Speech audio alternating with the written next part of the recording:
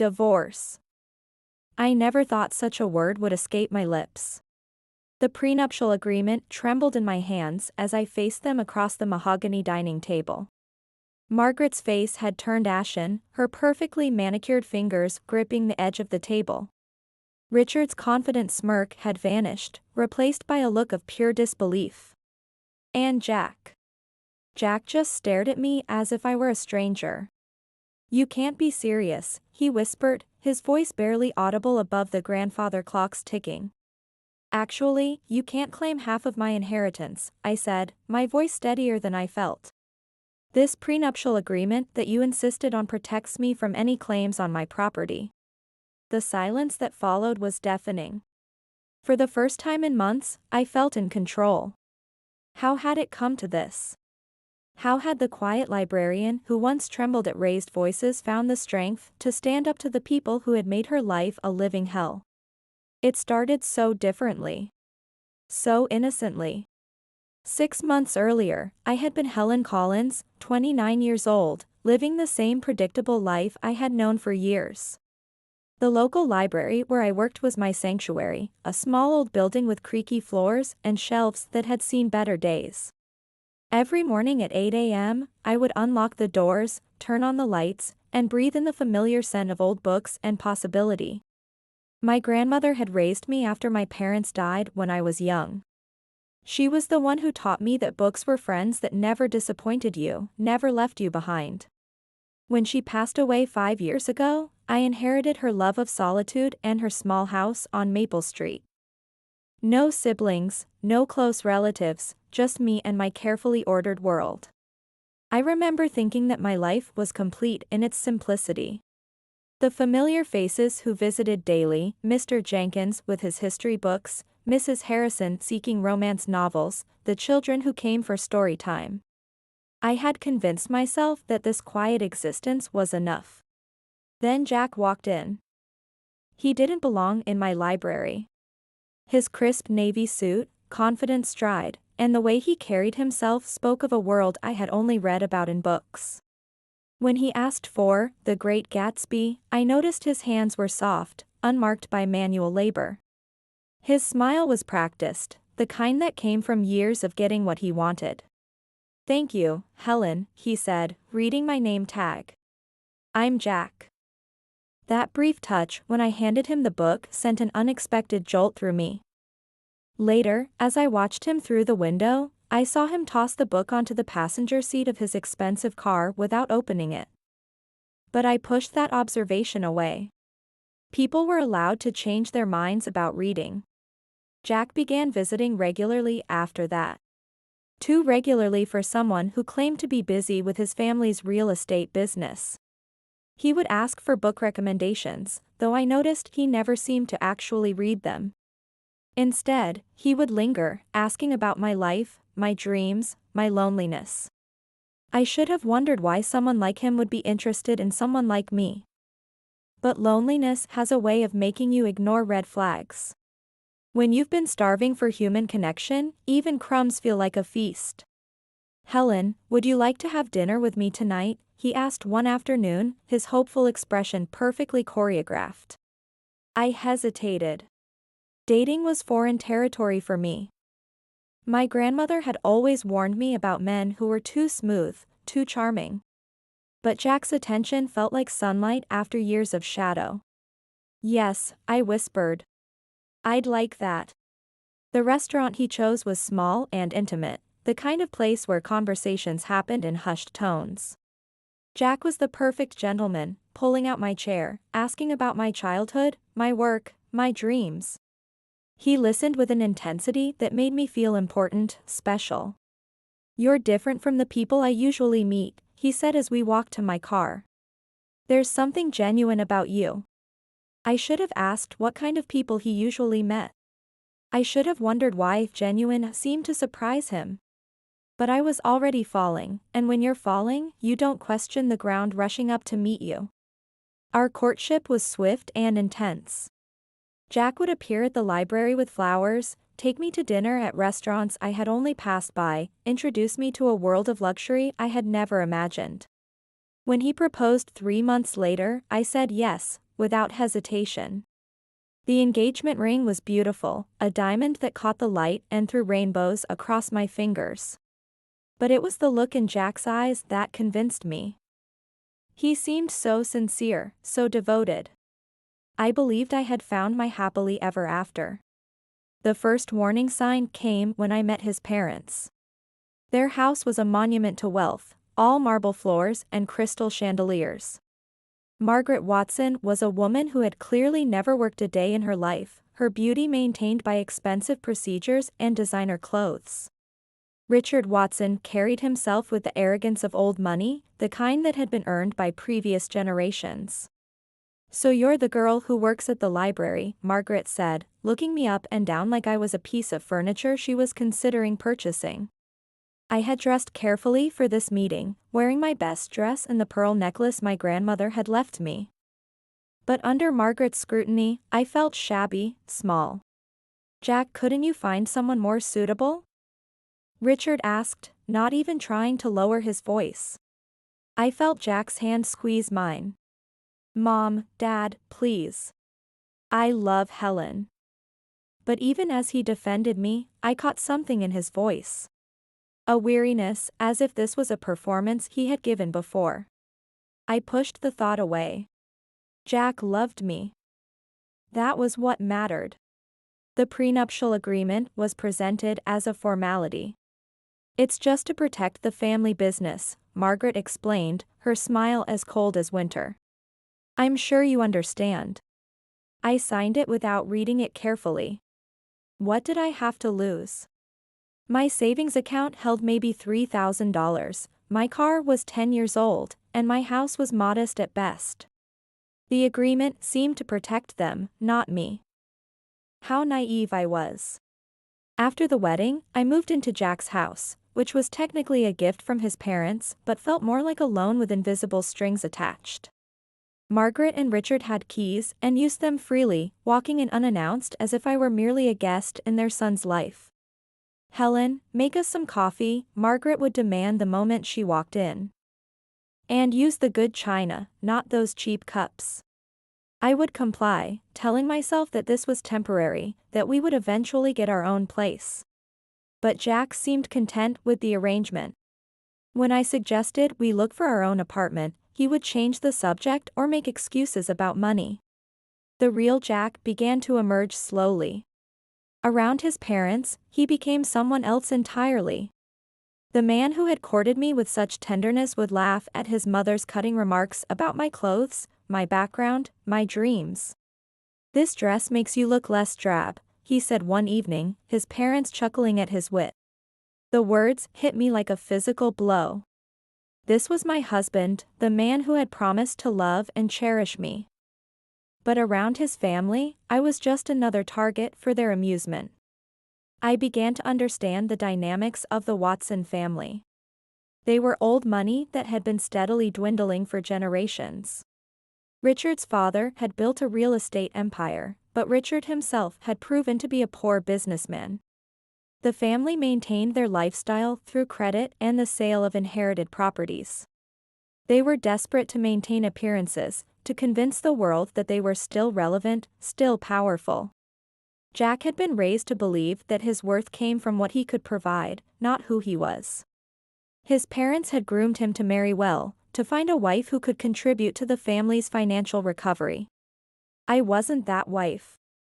I was a mistake they intended to correct.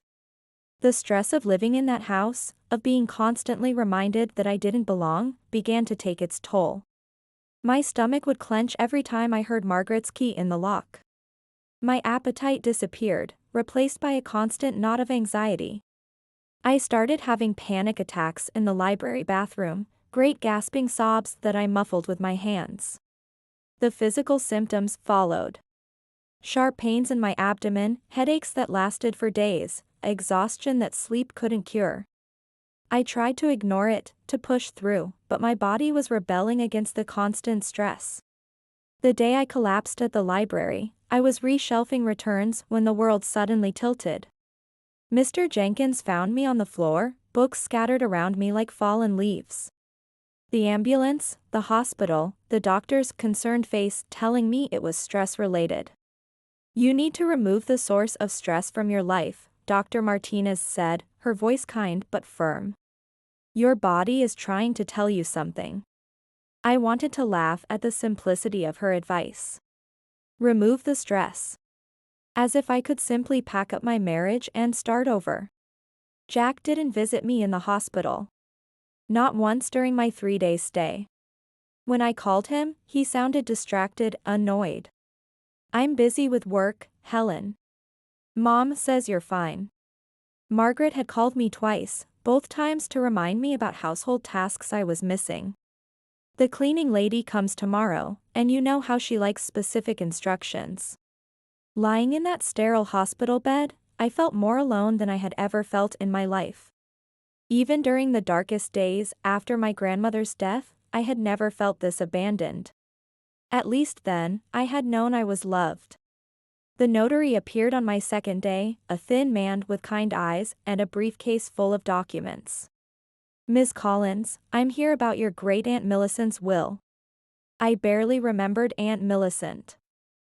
She was my grandmother's sister, a woman who had left town when I was very young to seek her fortune. The family had lost touch with her decades ago. She left you her entire estate, the notary continued, his voice gentle.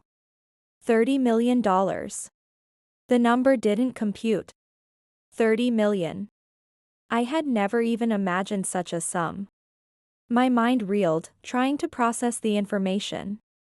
There's a condition, he continued. A portion of the inheritance must be used for charitable purposes. Your great-aunt was quite specific about that. I signed the papers with trembling hands. $30 million. Suddenly, I wasn't the poor little librarian anymore. I was someone with power, with options. The transformation in Jack and his family was immediate and nauseating. Within hours of the news spreading, they descended on my hospital room like vultures. Margaret brought flowers, Richard carried a bottle of expensive champagne, and Jack looked at me with an expression I had never seen before. Hunger. Darling, we're so happy for you, Margaret gushed, her voice dripping with false sweetness. We're family now. We should support each other. Yes, Richard added, his eyes gleaming. What's good for one of us is good for all of us. They stayed for hours, making plans for our money. A new house, a vacation home, investments in Richard's business. They spoke as if the inheritance belonged to all of them, as if I were merely the conduit for their sudden good fortune. After they left, I lay in the dark, trying to process what had just happened. These people who had treated me like a servant, who had made my life miserable, were now treating me like a beloved family member. It was grotesque. I was drifting off to sleep when I heard voices in the hallway. Margaret, Richard, and Jack, speaking in hushed tones outside my door. She's such a fool, Jack was saying, his voice filled with contempt. Can you believe our luck? We need to make sure she doesn't leave you, Margaret replied. Maybe you should have a child with her. That will tie her down. I can't stand touching her, Jack said, his voice so cold it made me shiver. But for $30 million, I can manage. Their laughter was like ice water in my veins. I lay there in the darkness, my heart pounding, understanding finally and completely what I had married into. Jack didn't love me. He never had. I was a mark, a target, a means to an end. The shy, lonely librarian who would be grateful for any attention, who would never question or fight back. But they had made one crucial mistake. They had shown me exactly who they were.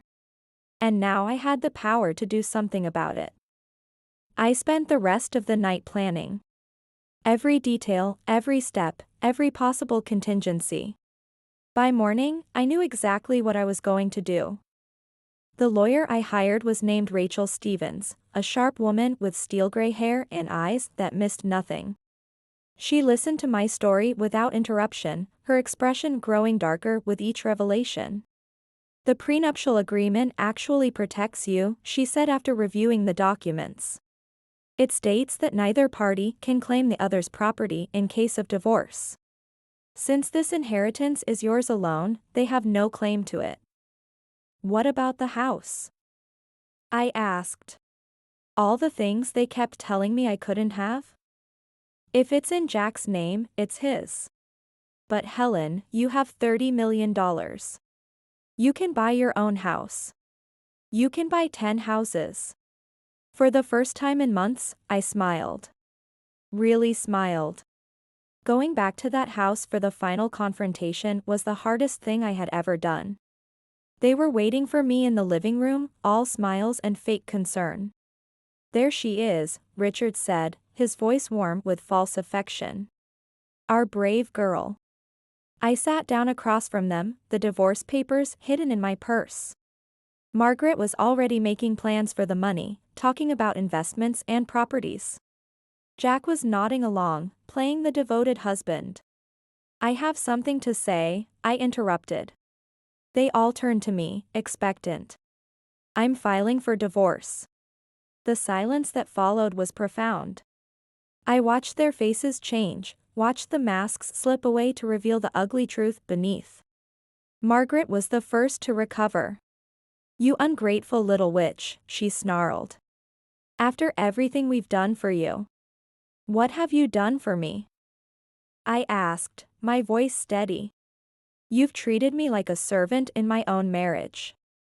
Jack was on his feet, his handsome face twisted with rage. You can't do this, Helen. We're married. We love you. Do you, Jack? I asked. Because last night I heard you tell your parents that you can't stand to touch me. His face went white. They all knew they had been caught. We'll sue you, Margaret threatened. We'll take half of everything. I pulled out the prenuptial agreement, holding it up like a shield.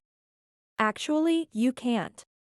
This document that you insisted I sign protects my property from any claims. The look of shock on their faces was almost comical. They had been so confident, so sure of their power over me. They had never imagined that their own greed would become the weapon I used against them. You can't leave me, Jack said, his voice breaking. I need you. No, I said, standing up.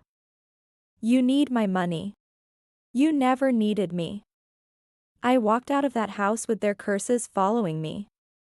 But for the first time in months, I felt free. The weight that had been crushing my chest was gone. I could breathe again. The apartment I rented was small but bright, with large windows that let in the morning sun.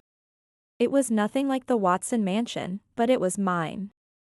Every piece of furniture, every book, every picture on the wall was chosen by me. The charitable foundation I established was inspired by my own experience. I wanted to help women who found themselves trapped in situations like mine, women who needed financial support to escape abusive relationships. Working with Linda, the director of the shelter, gave me a sense of purpose I had never felt before. You're saving lives, Linda told me one day as we watched a young woman sign the lease on her first apartment. You're giving these women the chance to start over. I thought about my own fresh start, about the scared librarian who had signed a prenuptial agreement without reading it. That woman was gone, replaced by someone stronger, someone who understood her own worth. The fundraiser for the shelter was a success beyond my wildest dreams. The community had embraced our cause, and donations poured in from unexpected sources. As I stood in the garden, watching the unveiling of the sculpture, I felt a deep sense of satisfaction. The sculpture was beautiful, a bronze figure of a woman reaching toward the sky. The artist had captured something essential about hope, about the strength that comes from surviving your worst moments. Jack tried to contact me several times after the divorce was finalized. Phone calls I didn't answer, letters I threw away unopened. When he finally cornered me at the coffee shop, I almost didn't recognize him. He looked smaller somehow, diminished. I made a mistake, he said, his voice pleading. I want you back. I looked at this man who had once held such power over me, who had made me feel so small and worthless.